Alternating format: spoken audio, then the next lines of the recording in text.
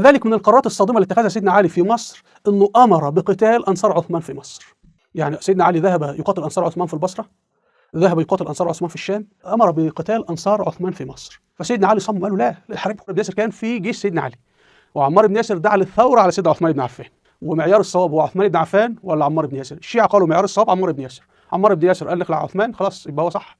عمار بن ياسر في جيش سيدنا علي هو صح. عثمان بن عفان ده مالوش أهمية في الحياة خالص. عمار بن ياسر كان في جيش سيدنا علي، وعمار بن ياسر دعا للثورة على سيدنا عثمان بن عفان، ومعيار الصواب هو عثمان بن عفان ولا عمار بن ياسر؟ الشيعة قالوا معيار الصواب عمار بن ياسر. عمار بن ياسر قال نخلع عثمان، خلاص يبقى هو صح. عمار بن ياسر في جيش سيدنا علي هو صح. عثمان بن عفان ده مالوش أهمية في الحياة خالص. الإمام الشعبي في كتاب المصنف لابن أبي شيبة الرواية 37,000 قال الإمام الشعبي: لم يشهد الجمل معركة الجمل من أصحاب النبي من المهاجرين والأنصار إلا علي وعمار وطلحة والزبير، فإن جاءوا بخامس فأنا كذاب. طب مين أفضل؟ علي وعمار ولا طلحة والزبير؟ لا، طلحة والزبير أفضل من علي وعمار، ودي حاجة متفق عليها. يعني يكفي أن طلحة والزبير من العشر المبشرين بالجنة، وسيدنا عمار أقل منهم منزلة، بل كان من المحرضين على عثمان بن عفان، وهذه مسألة ثابتة. وسيدنا عمار أقل منهم منزلة، بل كان من المحرضين على عثمان بن عفان، وهذه مسألة ثابتة. سيدنا الحسن ابن سيدنا علي كان يبايعه ومعه في القتال، لكن كان ضده، يعني يقول له رأيي أنا الكلام ده خطأ، الحرب خطأ، لا تدخل قتالا مع مسلمين، لكن كان يطيعه لأنه هو بايعه. الوحيد اللي كان متحمس هو سيدنا عمار بن ياسر. فيقول في الحديث: دخل أبو موسى الأشعري وصحابي اسمه أبو مسعود، دخل المسجد على عمار بن ياسر حيث بعثه علي بن أبي طالب إلى أهل الكوفة يستنفرهم، يطلب منهم للقتال يعني. فقالوا له: ما رأيناك أتيت أمرا أكره عندنا من إسراعك في هذا الأمر. وأيضا الرواية بتردنا عن رواة آخرين إن أبو موسى الأشعري وأبو مسعود كانوا في المسجد مع عمار، وحتى قالوا له: ما رأينا منك شيئا أعيب من استصراعك في هذا الأمر، يعني أنت بتعمل ده حاجة عيب قوي. وحتى قالوا له: ما رأينا منك شيئا أعيب من استصراعك في هذا الأمر. في كتاب ولاية مصر أن محمد بن أبي حذيفة اللي هو استولى على الحكم في مصر ندب الناس للقتال وقال: يكفيكم أو يكفينا منكم 600 رجل، وعلى كل 100 منهم رئيس أو أمير قائد يعني، وعلى الجميع عبد الرحمن بن عديس البلوي. وعبد الرحمن بن عديس البلوي هو سيقتل عثمان بن عفان، ثم سيقتل سيدنا معاوية فيما بعد ذلك يعني. ثم اتجهوا إلى المدينة المنورة.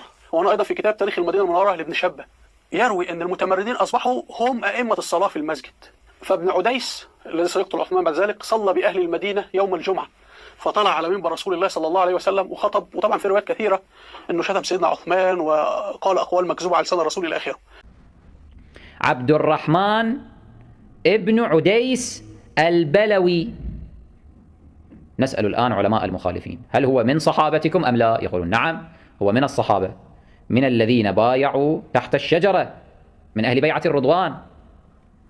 في المقابل نسألهم سؤالا آخر: عثمان بن عفان من صحابتكم أم لا؟ يقولون نعم، الخليفة الثالث. طيب، وجدنا في التاريخ وهذا عليه إجماع أن عبد الرحمن بن عديس قتل عثمان بن عفان. عبد الرحمن ابن عديس البلوي قتل عثمان بن عفان الأموي، الصحابي قتل صحابيا.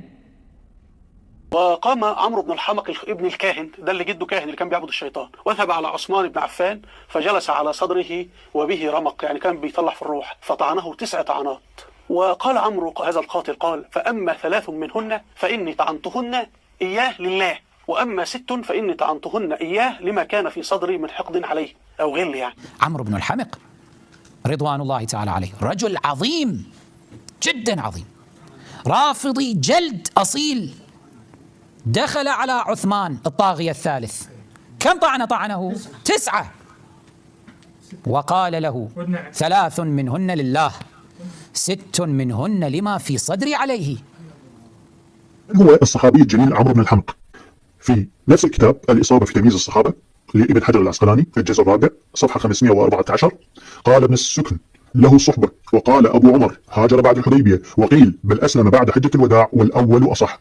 أي إن الصحابي الجليل عمرو بن الحمق هو أحد الصحابة الأولين الذين هاجروا بعد الحديبية.